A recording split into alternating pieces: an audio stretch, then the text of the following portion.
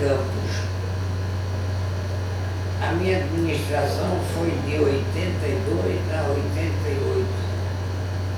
E, como o senhor diz que foi uma administração conhecida no Estado, realmente, mas ela foi conhecida nacionalmente, principalmente por questões pendentes daquela época,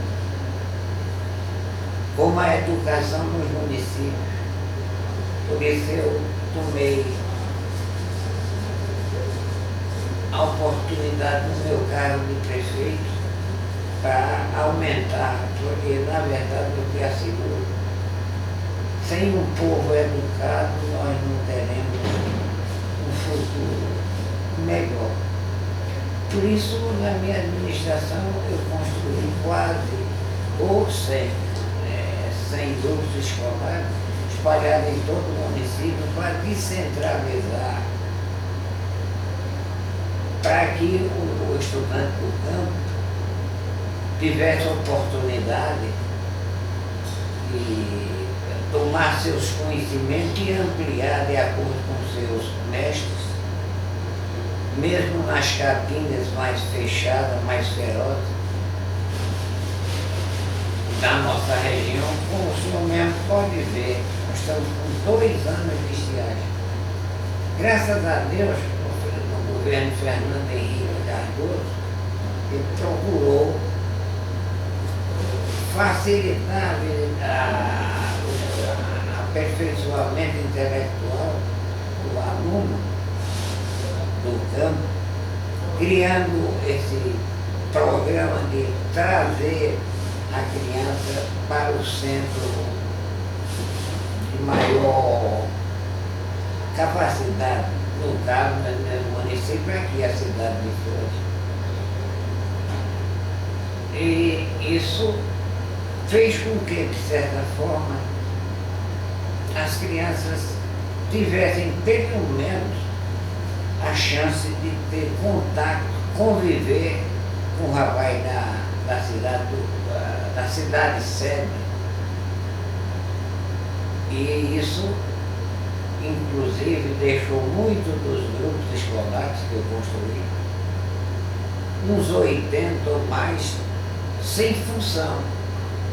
Eu não sei se foi melhor ou pior, porque nós treinávamos as nossas professoras de tal forma que ela pudesse transmitir ao aluno não o ABC, não a cartilha, mas ampliar seus conhecimentos a respeito das coisas municipais, estaduais e até federais. No outro ponto, nós criamos projetos que foi copiado pelo Brasil inteiro. Eu tenho pedidos de mandados, pedidos de pedidos que prefeitos do sul do país fizeram para ver a lei que nós chamamos, a lei do confinamento. É uma lei única no Brasil. Pedro I, o imperador Pedro I, depois de 1822, ele quis criar esse sistema de aquele que cria quem deve prender. Porque o agricultor, além da sua pobreza, além dessas calamidades da natureza, a renda dele é diminuta, apesar do labor de sol a sol. Então nós criamos esse projeto, que era de que quem criasse gado vacuno, gado caprino, mesmo suíno,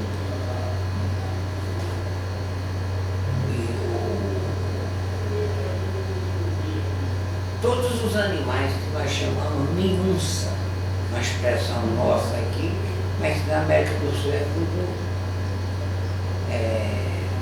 conhecida também como minunças, é o que nós chamamos aqui o carneiro, o bode, o porco. E porque eu parti do princípio seguinte, que o animal, o boi não sai, o boi é quem vai comer a roça não vem comer o boi. Então cabe, principalmente aqueles que têm mais possibilidades, fazendeiros, pequenos fazendeiros, brejeiros, e os que se localizam no campo, prender os seus animais, e quem plantar não tem a obrigação de fazer a cerca, mas a obrigação de fazer é quem cria. Como eu disse, o boi não sai para comer a roça, mas a roça não sai para comer o boi. Isso foi um projeto que eu tinha lido a respeito do Primeiro Império, e nós conseguimos estruturar, estabilizar, e hoje acredito que estão cumprindo. Quanto à questão do senhor dizer que meu mandato foi considerado um dos melhores, ou muita gente diz, como o senhor mesmo disse, um grande mandato que eu exerci, eu tive a sorte de ter um governador como Roberto Magalhães, que foi convidado por Tancredo Neves, isso na minha vista em Palácio, o doutor Tancredo, convidando para ele ser vice-presidente, e depois recaiu no doutor Sarney. Mas o doutor Roberto disse: presidente, eu me sinto feliz e honrado em receber esse convite, mas estou aqui há menos de um ano e tenho um compromisso com Pernambuco.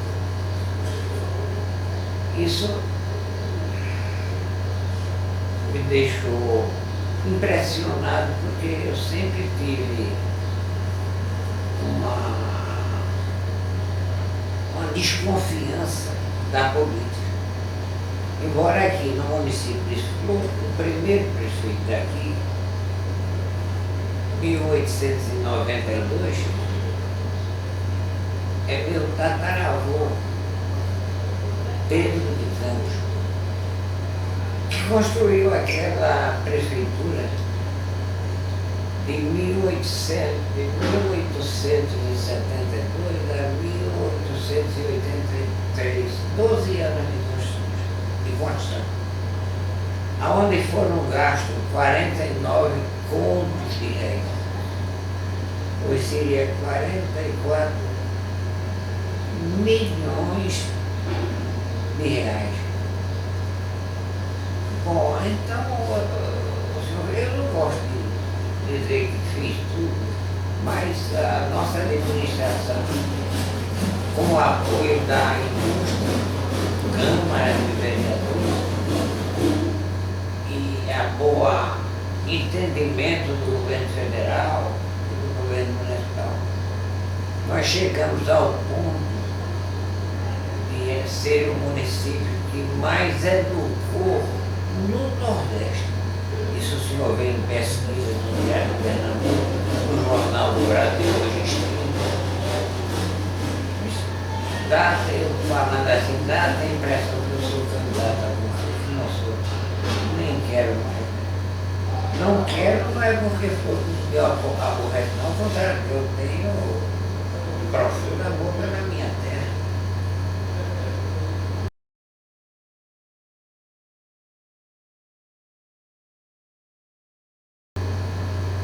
Então, o senhor veja, por que depois de uma administração dessa, a população não votou comigo? Eu não tenho a certeza, mas pelo que eu ouvia dizer, é que o trabalho do opositor foi bem feito. Eles propagaram pelo município, de casa em casa, dizendo: vamos mudar. porque Santana vem há muito tempo. Acontece que não é que vem há muito tempo, porque eu venho da década de 30. Nasci quando meu pai era prefeito aqui. Depois, na prefeitura, parece que inauguraram uma galeria do prefeito. Se o senhor for lá, não sei quantos retratos tem pendurados, mas aí falta, porque o que tem exposto na prefeitura municipal é Pedro de Castro primeiro, Marconi da família com o último.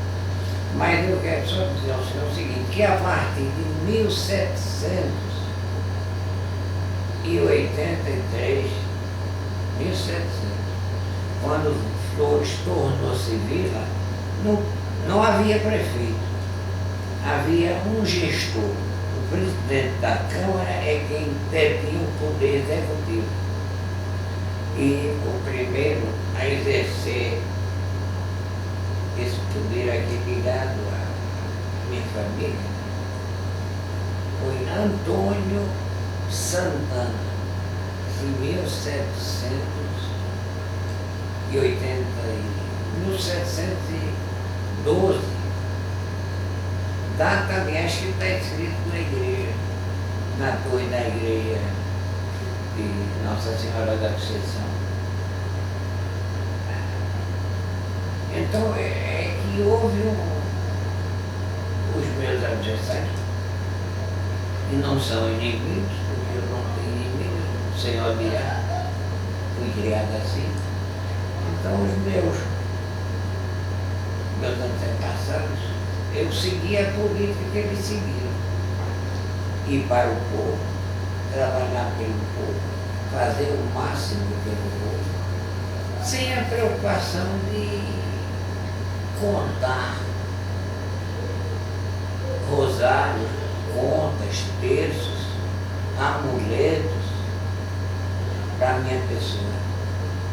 Mas o trabalho, como eu disse, do adversário foi perfeito, porque eles foram às casas a qualquer hora da noite e lá conversavam com as pessoas. Eu não sei propriamente o que eles conversavam, que aliás é um absurdo a reeleição. A reeleição é para uma Suíça, uma Noruega, uma Suécia. Basta dizer que o problema da reeleição é tão fatal para o país que cada candidato leva seu plano de governo. Mas bate numa tecla só, é o mesmo choque, o mesmo baiano. Quando vem outro, traz outra música. Traz o chachá, traz o freio. É uma modificação que é benéfica para o povo. E eu acho que o povo que votou o meu concorrente se pegou nisso. O que mostra que Flores não tem dono. O que mostra que Flores é um lugar especial. Que mostra que Flores escolhe quem quiser. E ninguém, como nós estamos habituados a ver, o senhor sabe, eu sou advogado, promotor, prefeito, presidente da Associação dos Prefeitos de Pernambuco e vice-presidente da Associação Brasileira de Pernambuco.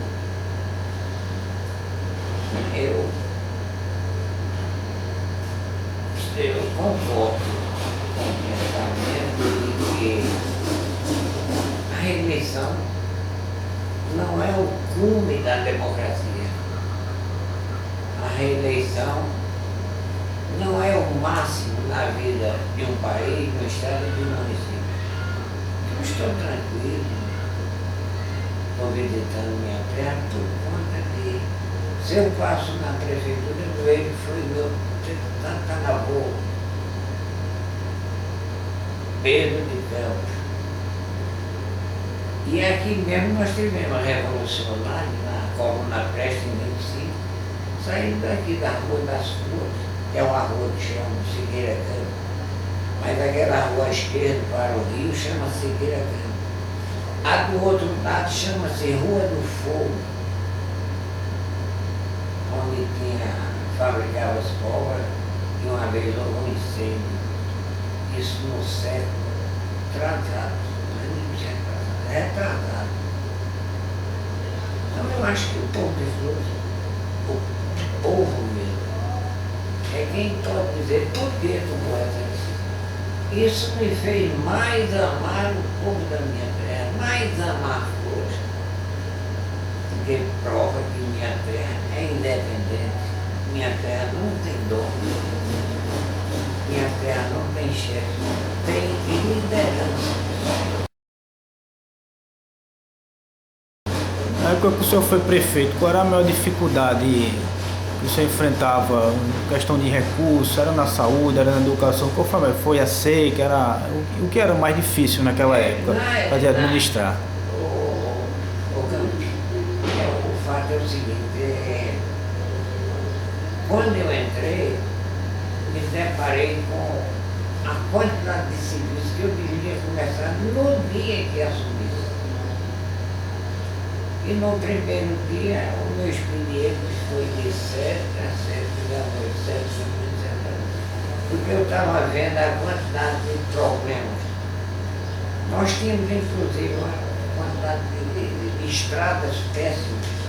Então, daqui para o distrito de Sítio dos Nomes era uma terra vermelha até a Serra do Tinique e para lá, uma terra branca que bastava chover, que levava horas e horas para ser plantado. Então eu tomei a iniciativa, não foi o governo, foi o governador que fez, não.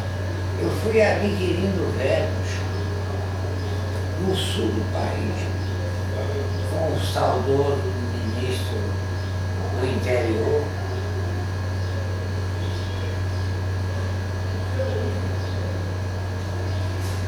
que era um coronel do exército.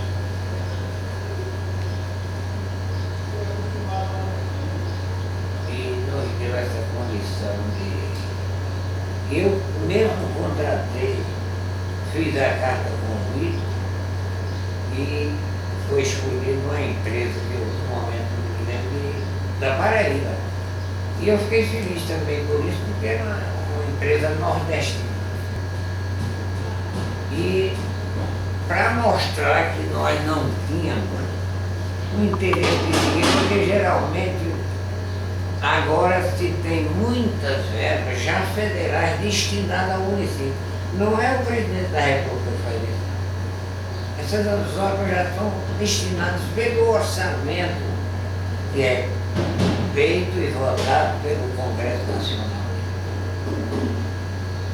Isso eu procuro ver sempre, estudar, mesmo agora, é porque o senhor tenha uma ideia, o povo precisa estar lembrado das coisas, não pela vaidade de A ou B, mas porque nós precisamos ter conhecimento das nossas origens.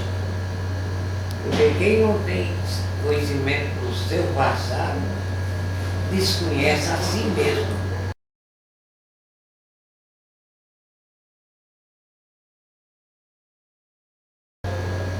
Então, por exemplo, no Brasil, o povo fala, o Brasil elegeu uma mulher presidente.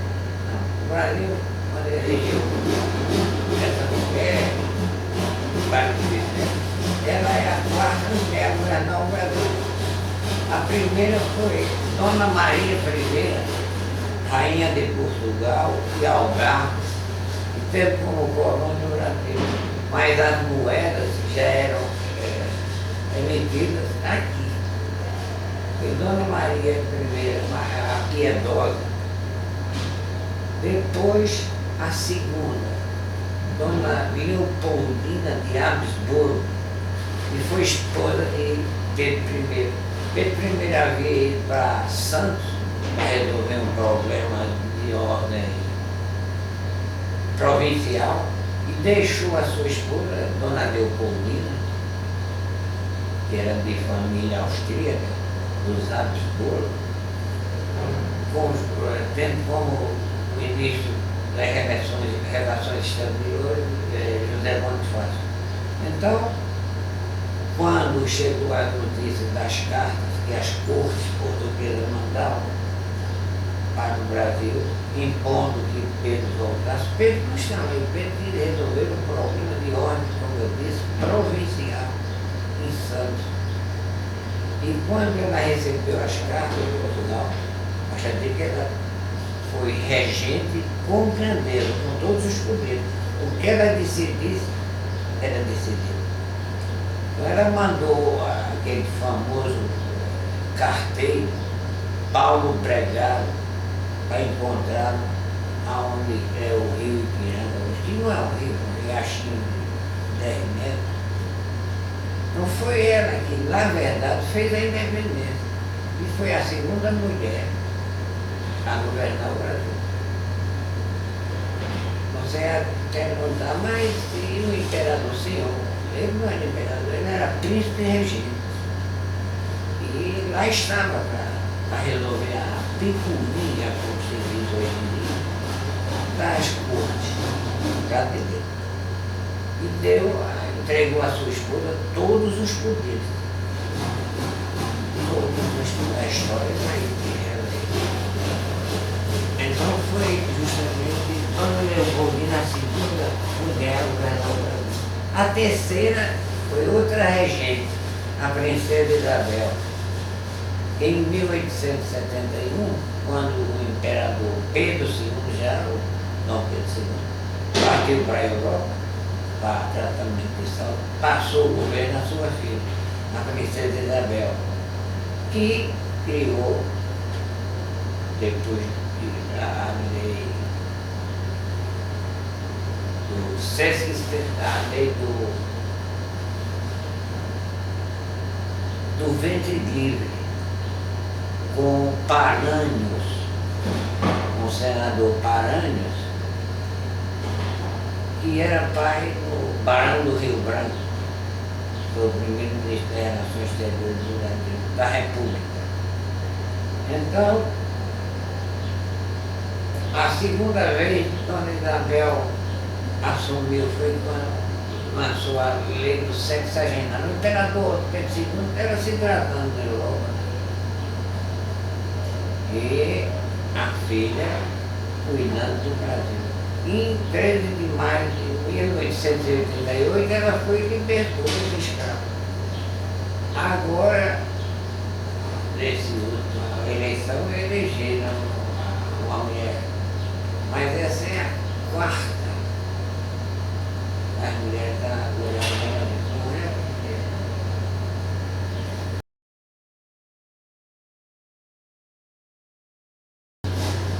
Quando eu era criança, ia às eleições e eu sempre tinha a curiosidade de ler. Nos jornais, e naquela época com uma responsabilidade tremenda, quando para transmitir ao povo, através dos seus papéis, a verdade. É aquele velho termo, né? O povo não pode ser enganado, porque todo o poder está na nossa Constituição. Todo o poder emana do povo, e em seu nome, em nome do povo, será exercido. Não é uma pessoa que diz, não, eu quero ser vereador, eu quero ser prefeito, deputado senador, presidente da República. E eu lhe asseguro, né, você tocou nessa questão, como eu vejo, o governo federal, eu acho que está havendo uma espécie de desvalorização do povo. Porque essa divulga saúde para todos, educação para todos, mas que fica no papel, fica. E eu lhe digo por quê. Nós teríamos muita sorte se o presidente eleito na última eleição fosse, naquela época, senadora Marina? Marina. Fosse senadora Marina. Porque é mulher, ela é mulher todo dia. E tem um tato de mulher, sabe realmente aonde ir, aonde procurar. Mas eu sei que ela não fez essas campanhas todas, teve 20 milhões de votos. Inclusive, ouvindo as palavras da que está na presidência dela, a gente vê que é uma diferença De ideias, né? Muito distante, de ideias, né? de pensamentos íntimos, de vida particular. A de Marina é livre. Não tem acusações de separações desastrosas. E a própria senadora do pequeno estado do Acre, que aliás foi o Brasil que tomou da Bolívia, o Acre não é brasileiro, é boliviano.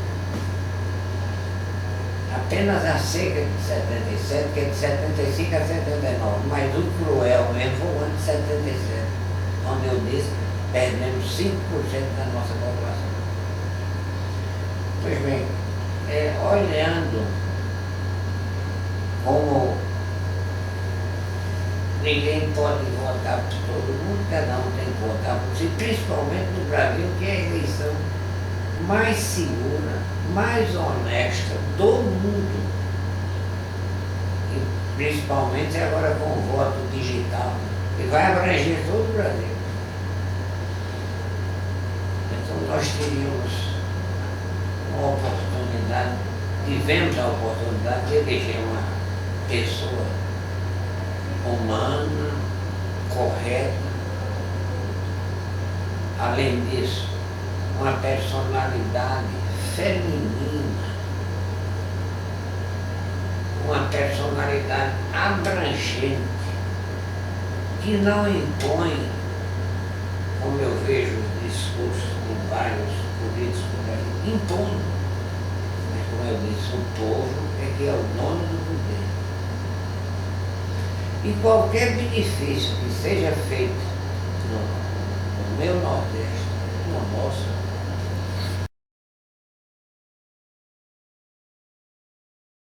e o PT não correspondeu ao que pregava. Foi um governo de corrupção. Esse é um governo de corrupção. E eu lhe asseguro por quê. O mensalão, que é a maior imoralidade, eu desembarcava com uma filha minha, médica de Unicef, eu viajo na Europa, e em Paris eu vi em notas garrafais no aeroporto Charles de Gaulle, Le Mensalon, da Vex, Banco Suíça. O mensalão passou pelos bancos suíços. Ele foi depositado na todo mundo. Todo mundo sabe o perdão que a presidente deu a Iraci, que era chefe do gabinete da Casa Civil, outro gabinete, quando ela perdoou quase $1 bilhão que a ministra tinha reembolsado. $1 bilhão.